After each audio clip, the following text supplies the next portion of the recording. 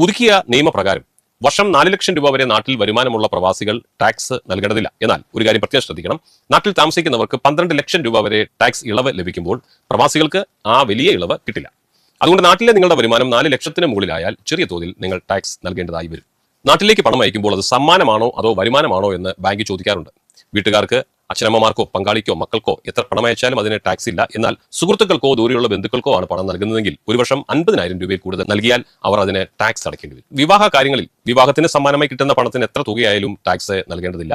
സ്ഥലം വിൽക്കുന്നത് ഇനി എളുപ്പമാകും എന്നതാണ് പറയാനുള്ളത്. 2026 ഒക്ടോബർ മുതൽ പ്രവാസികൾക്ക് സ്ഥലം വിൽക്കുന്നത് വളരെ എളുപ്പമാവും.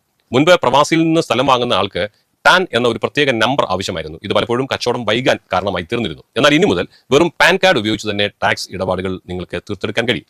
ഇത് പേപ്പർ ജോലികൾ ഒരുപാട് കുറയ്ക്കും. മക്കളുടെ പഠനവും വിദേശയാത്രയും സംബന്ധിച്ചിട്ടുള്ള ഒരു വിവരമാണ് ഇനിയുള്ളത്. വിദേശത്തേക്ക് മക്കളുടെ പഠനത്തിനോ ചികിത്സയ്ക്കോ നിങ്ങൾ നാട്ടിൽ നിന്ന് പണം അയക്കുമ്പോൾ ഈടാക്കുന്ന ടാക്സ് സർക്കാർ കുറച്ചിട്ടുണ്ട്. പഠനത്തിനും ചികിത്സയ്ക്കും മുമ്പ് 5% ഇനി വെറും 2% കുറച്ച് വിവരം അറിയുക. വിദേശ ടൂർ പാക്കേജുകൾ ബുക്ക് ചെയ്യുമ്പോഴും ഇനി 2% മാത്രം ടാക്സ് നൽകിയാൽ മതിയാവും. ഇനി പഴയ അക്കൗണ്ടുകൾ വെളിപ്പെടുത്താൻ ഒരു അവസരം കിട്ടും എന്ന കാര്യമാണ് പറയാനുള്ളത്. അതായത് വിദേശത്തെ പഴയ ബാങ്ക് അക്കൗണ്ടുകളോ ഷെയറുകളോ വെളിപ്പെടുത്താൻ നിങ്ങൾ മറന്നുപോയിട്ടുണ്ടോ ഉണ്ടെങ്കിൽ അത് നിയമപരമാക്കാൻ ഫാസ്റ്റ് DS 2026 എന്ന പേരിൽ 6 മാസത്തെ സമയം സർക്കാർ നൽകിയിട്ടുണ്ട്.